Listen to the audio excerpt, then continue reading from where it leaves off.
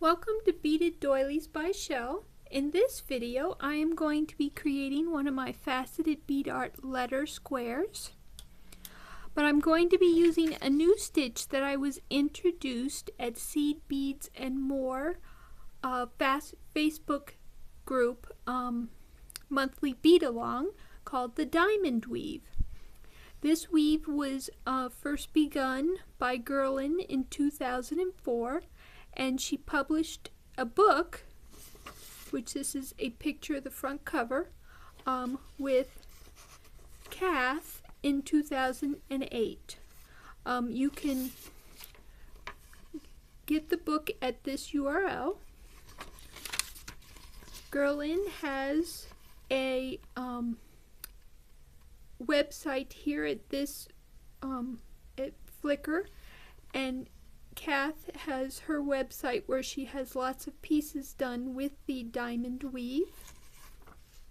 The diamond weave can be used for many projects. I am only going to be showing you how to use it with my faceted bead art. If you would like to learn more, please be sure to visit these websites to learn what else can be done with this new stitch. I do also like to test stitches for my patterns with seed beads to see if they would be useful for creating my patterns with seed beads. This one I found, due to the nature of the beads and the stitch, that the first two rows tend to lay out like the square stitch, and then the rest lay out in the diamond weave. And as you can see, they then don't match up with the Ys. So I was unable to find a way to fix this. You may be, if you're a seed beater, be able to come up with a way that would work for you. Now here I'm going to show you, as I said, how to use the diamond weave with one of my patterns. You'll want to start at the top left, and you will add the beads, the first row of beads in this order.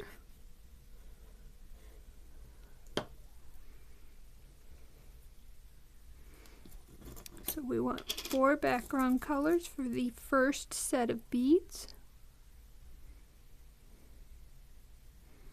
Let them drop down. Now I use tape to prevent my beads from falling off. You may have another way of holding on your beads. And then we go through the first 2 beads that we added again, making sure to go through them in the same direction you threaded through them the first time. And there we have our first 4 beads for our piece. Then we will add the next 4 beads.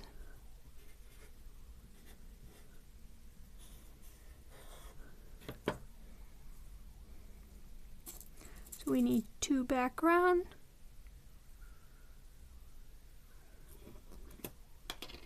a design, and a background. Let them drop down to the first 4, and then you find the first 2 you added for this set and go through them again.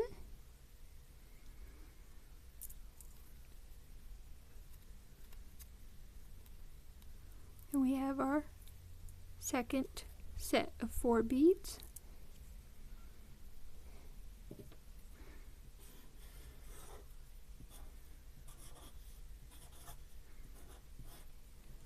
And as you can see, you continue the same order of adding your beads for the entire first row.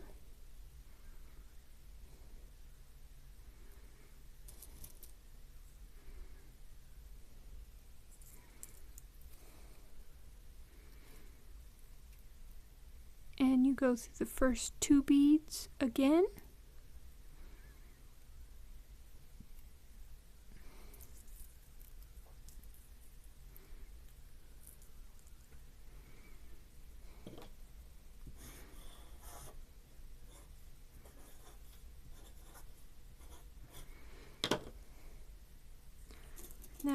add the last 4 beads.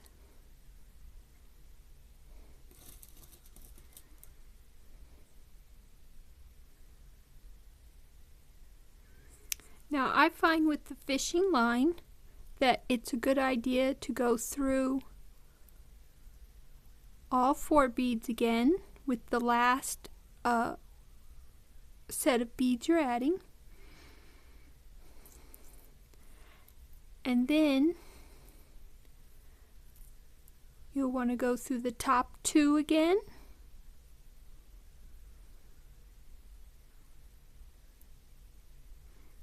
Get my string to go.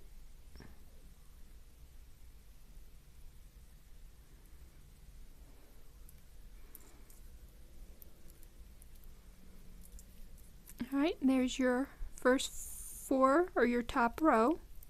Now you want to go through this side bead on the end so that you are headed down towards your next row.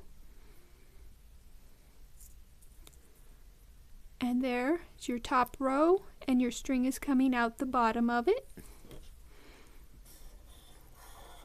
Now we're going to add our beads in this order. So we'll add our first 4 beads, which are all background colors.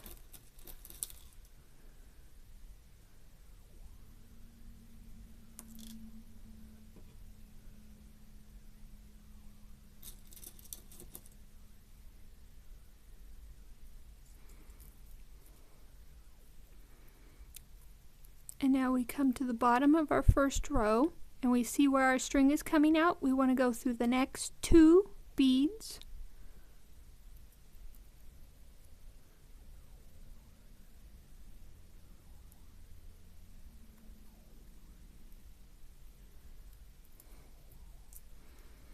And I do find that the ones you add tend to twist, but I just leave them like that, not to worry about it at this point.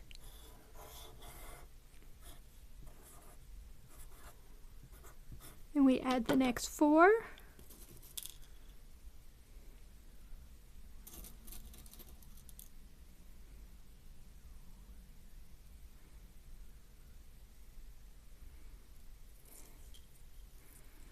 And then we see where our string is coming out, and we go through the next 2 beads on the bottom of our first row.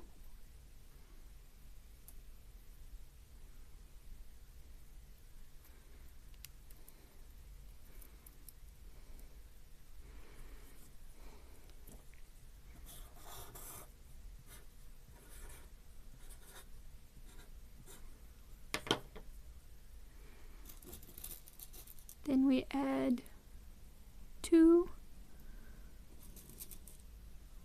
3, 4, and again we see where our string is coming out, and we go through the next 2 beads.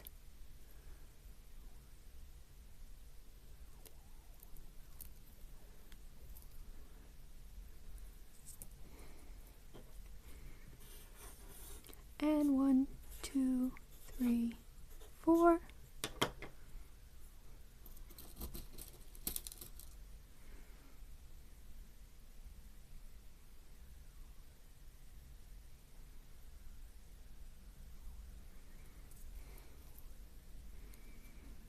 Now, with this last set of beads for this row, we want to go through that first bead we just added a second time, and then bring our beads together. And then we want to go to the next set that we added and untwist it, turn it so that it's not twisted anymore. Then with the first bead on the side of the last set we added, we want to go up towards our first row. And then the second bead, we want to go down away from the first row. Oops. Pull that tight.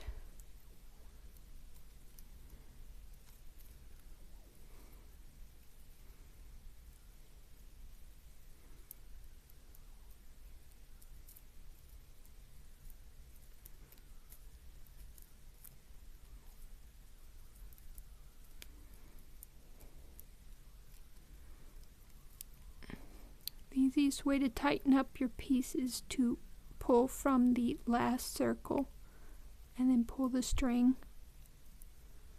Alright, there we have them tightened up. Now we want to untwist the next one. And again, we want to go up towards our first row. And then with the next bead, we want to go away from the first row.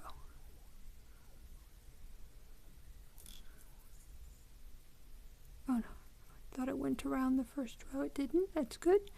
And then the same with the last one. Untwist it. Then go up towards the first row. And down away from the first row. And there we have our first 2 rows for this pattern type. And then we want to go through this side bead on the end of our piece so that our string is coming down towards where our next row will be.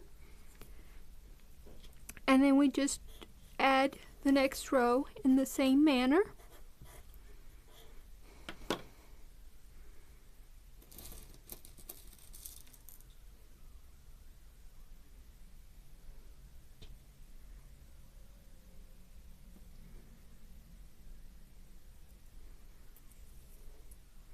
And we go up through the next 2, or go through the next 2 beads on the bottom of our previous row.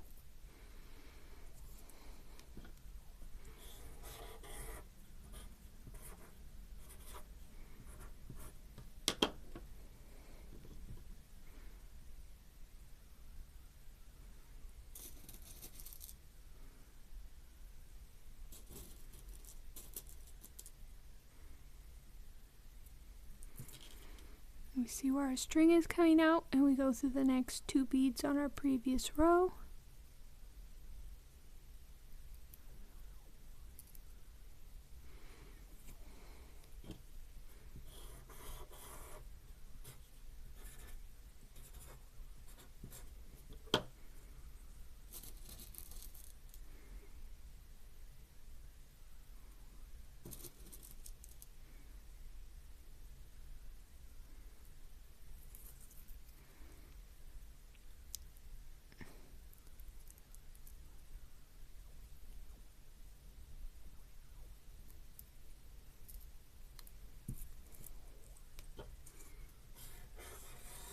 And then we add the last 4 beads for this row.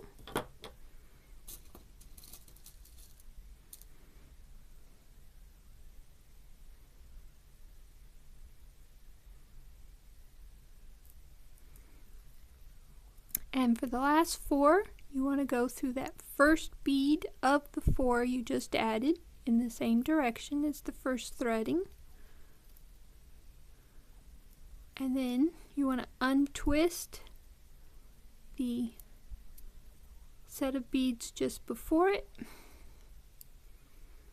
and you will go up towards the previous row and then down away from the previous row. Then you untwist the next one.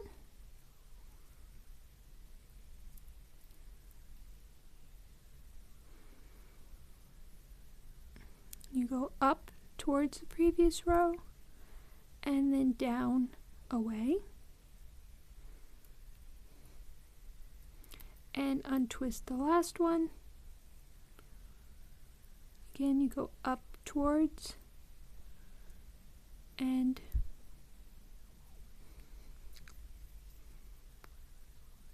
down away.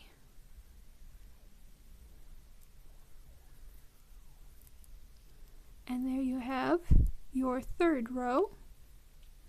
And now we want to go through the side bottom beads so that our string is coming out of the bottom of the row we just finished. And we add our last row.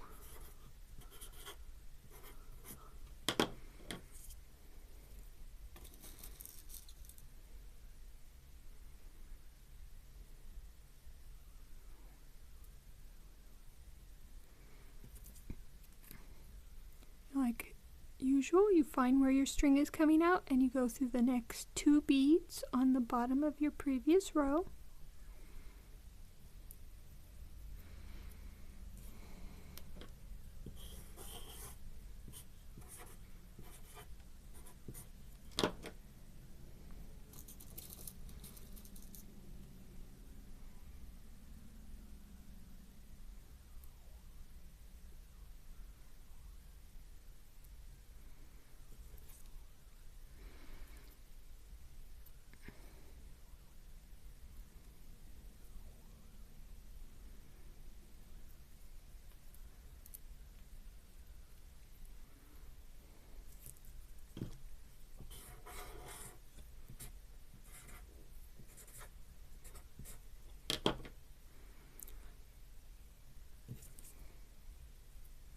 Oh, I messed up. I forgot to put on a design color. So I'm going to take this off. So I'm adding this number 4 here.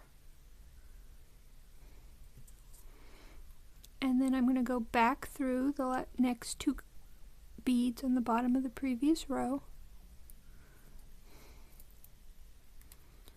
And now I will start here, remember my design color, and then add my background.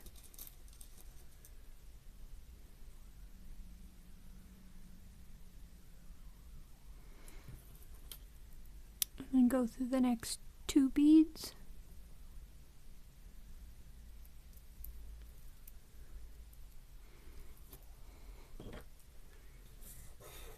And then we will add the last 4.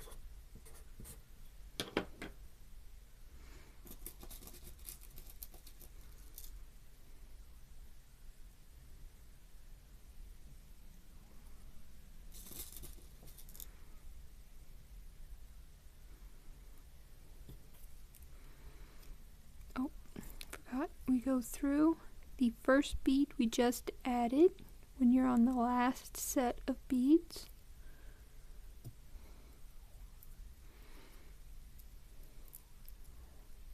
And then we work our way back, untwisting as we go.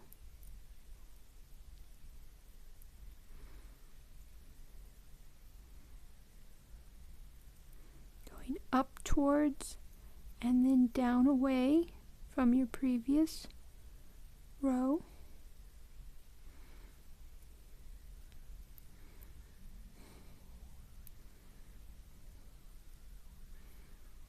And when you untwist, you want to make sure that you look at the string and there should be no string between the top 2 beads of the one you're going through.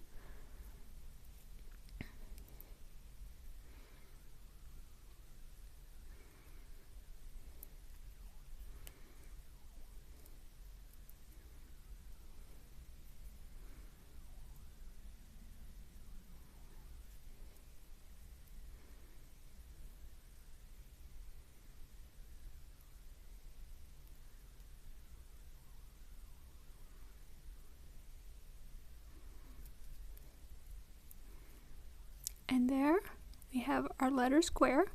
Now the recommended thing for the diamond weave is then to follow along the outside, because it will close up, because here all these beads have string going from one bead to the next, but along here there are gaps open.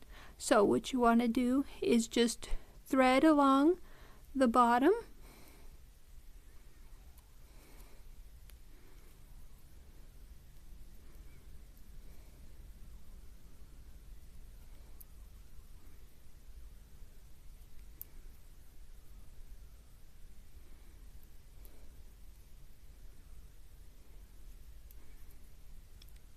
and then up this side here.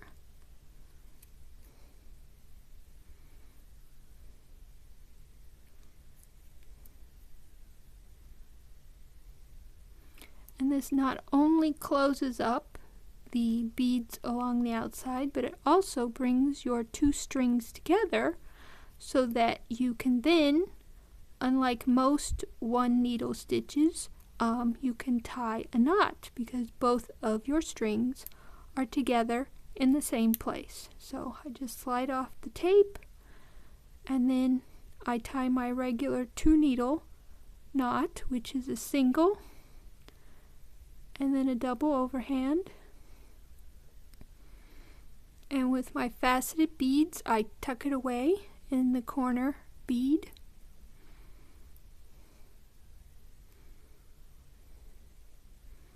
Just want to work that knot so it's actually inside the bead.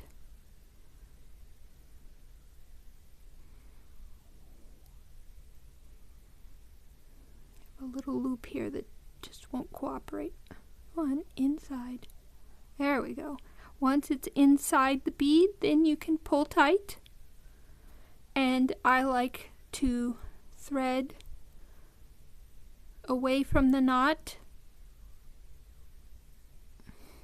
That way the string is not right there and the knot will not work itself loose.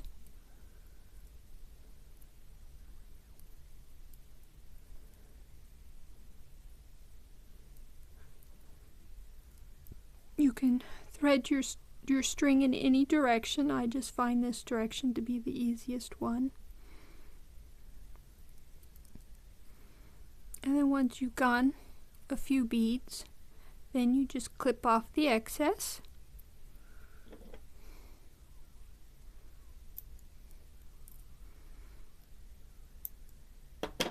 And you have now made a faceted bead art pattern with the diamond weave.